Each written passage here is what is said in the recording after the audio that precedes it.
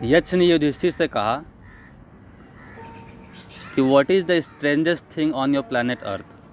तुम्हारी धरती पर सबसे आश्चर्यजनक बात क्या है। तो युधिष्ठिर ने कहा कि मरना सबको है पर मरना कोई नहीं चाहता। अगर आज यक्ष होते और मुझसे पूछते तो मैं कहता खाना सबको है लेकिन उगाना कोई नहीं चाहता। सांस सबको लेना है लेकिन पेड़ों को कोई बचाना नहीं चाहता। पानी सबको पीना है लेकिन साफ रखना कोई नहीं चाहता। मेरे यहाँ मैं देखता हूँ हफ्ते में 2 बार टैंकर आता है, और जब टैंकर आता है तो लोग गाड़ी, सड़क, कुत्तों को धोते हैं। नदी, तालाब, झरने सब सुखा दिए। जब हम धरती से कोई चीज़ लेते हैं तो उसे वापस भी देना पड़ता है। पहले क्या होता था, बारिश होती थी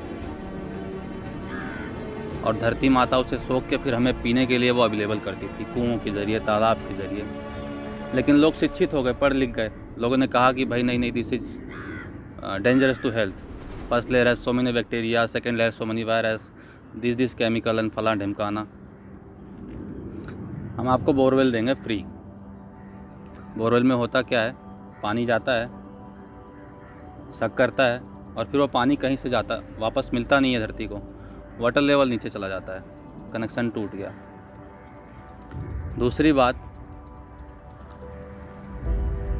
जीवन जीने के लिए जो मूल आधार है भोजन, उसमें पानी भी इंक्लूडेड है।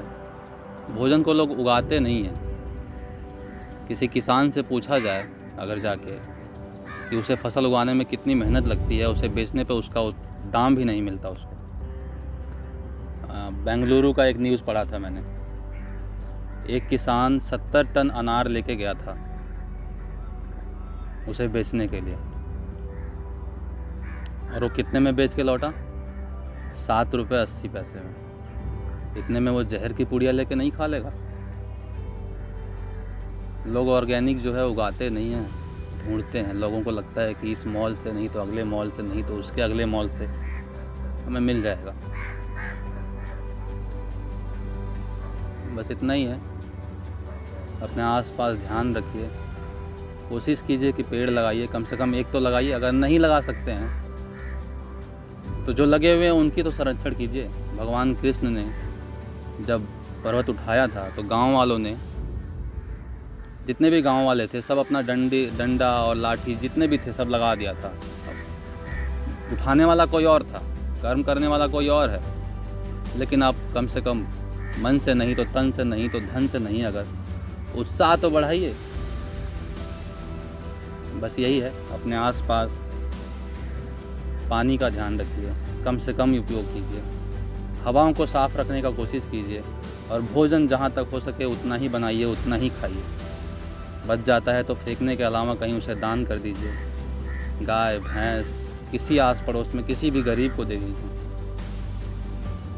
आने वाली पीढ़ी ये ना कहे कि देखो, लुक एट दिस पीपल, इन्होंने हमें 100% मार्क्स तो दिया है लेकिन हमारे लिए खाने के लिए कुछ नहीं छोड़ के गए, हमारे लिए हवाएं नहीं छोड़ी इन्होंने, पानी तक नहीं छोड़ा इन्होंने। पृथ्वी पर जीने के लिए पानी पीने के लिए मात्र 1% है, 1%, वो भी ग्लेशियर के रूप में जमा हुआ है। बस इतना ही कहना है। मेरा नाम हैप्पी गिरी है।